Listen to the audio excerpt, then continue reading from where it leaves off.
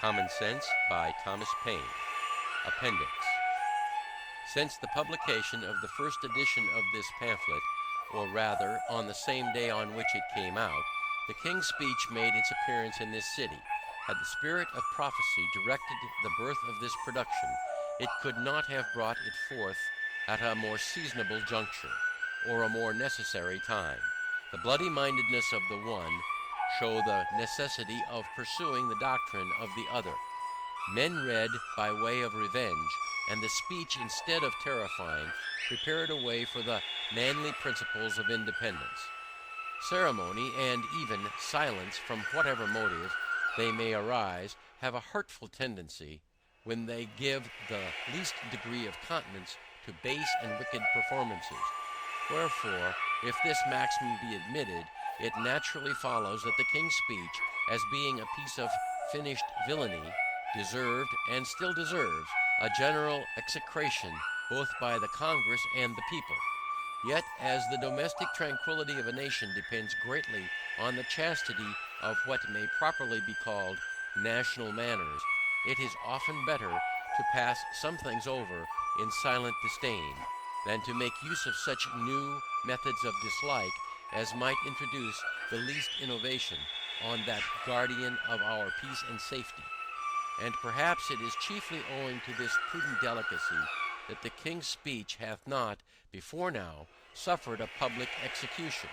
The speech, if it may be called one, is nothing better than a wilful, audacious libel against the truth, the common good, and the existence of mankind, and is a formal and pompous method of offering up human sacrifices to the pride of tyrants. But this general massacre of mankind is one of the privileges and the certain consequences of kings, for as nature knows them not, they know not her, and although they are beings of our own creation, they know not us, and are become the gods of their creators. The speech hath one good quality, which is, that it is not calculated to deceive, neither can we, even if we would, be deceived by it.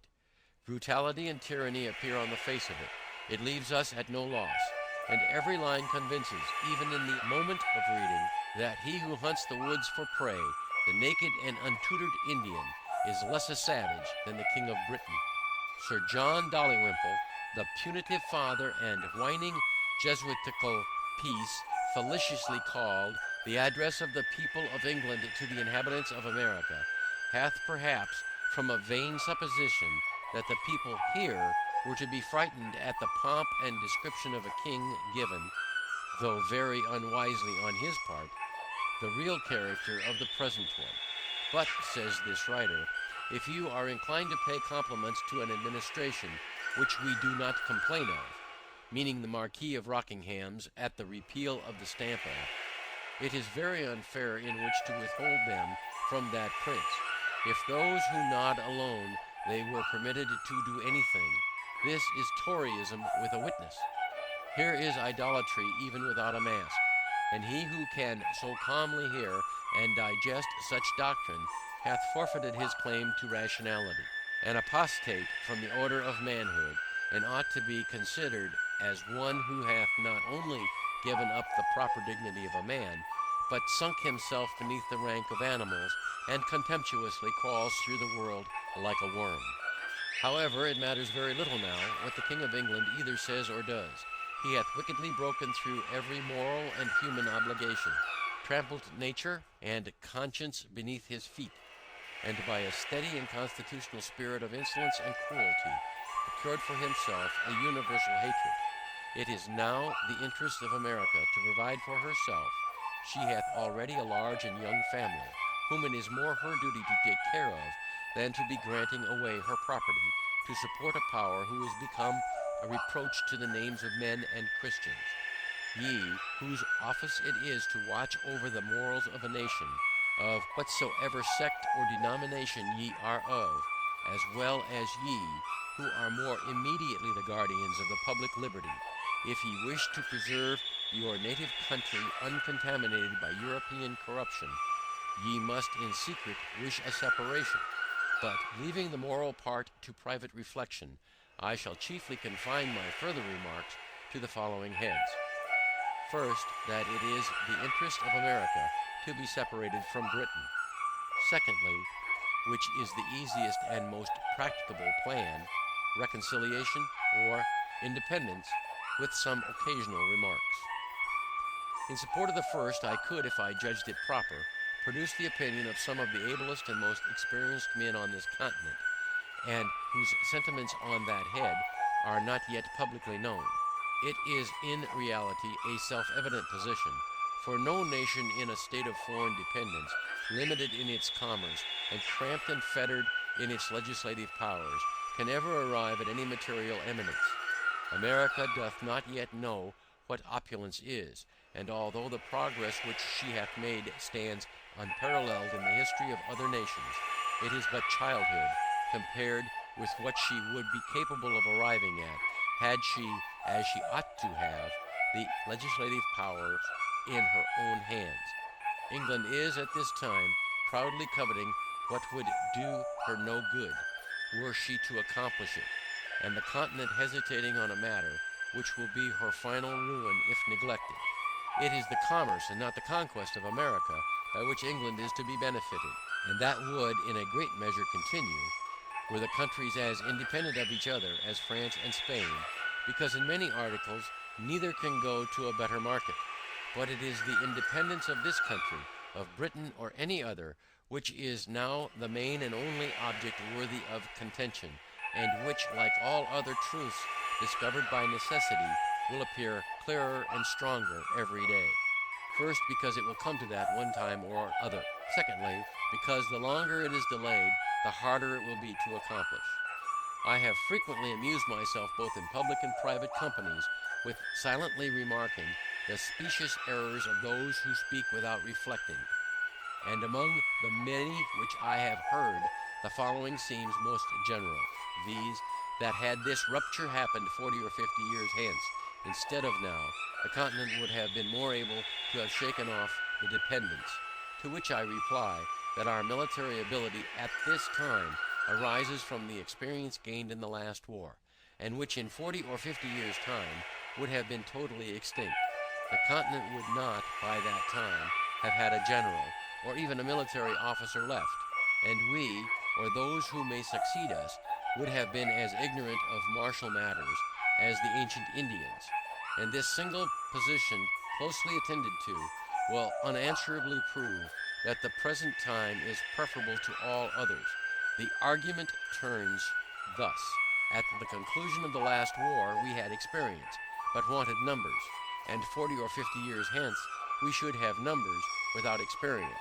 Wherefore the proper point of time must be some particular point between the two extremes, in which a sufficiency of the former remains, and a proper increase of the latter is obtained, and that point of time is the present time. The reader will pardon this digression, as it does not properly come under the head I first set out with, and to which I again return by the following position, viz.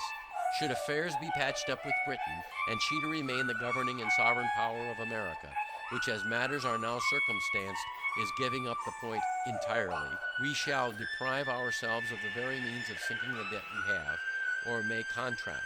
The value of the back lands, which some of the provinces are clandestinely deprived of, by the unjust extension of the limits of Canada, valued only at £5 sterling per 100 acres, amount to upwards of 25 millions, Pennsylvania currency, and the quit rents at 1 penny sterling per acre to 2 millions yearly. It is by the sale of those lands that the debt may be sunk, without burden to any, and the quit rent reserved thereof will always lessen, and in time will wholly support the yearly expense of the government. It matters not how long the debt is in paying, so that the lands when sold be applied to the discharge of it, and for the extinction of which the Congress for the time being will be continental trustees.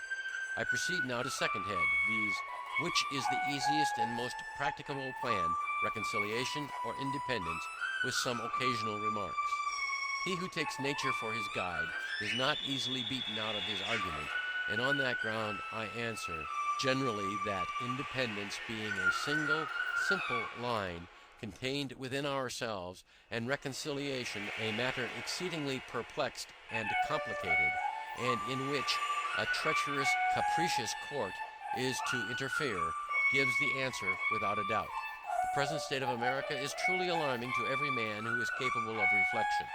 Without law, without government, without any other mode of power than what is found on and granted by courtesy, held together by an unexampled concurrence of sentiment, which is nevertheless subject to change, and which every secret enemy is endeavoring to dissolve, our present condition is legislation without law, wisdom without a plan, constitution without a name, and what is strangely astonishing, perfect independence contending for dependence.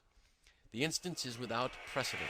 The case never existed before, and who can tell what may be the event? The property of no man is secure in the present unbraced system of things.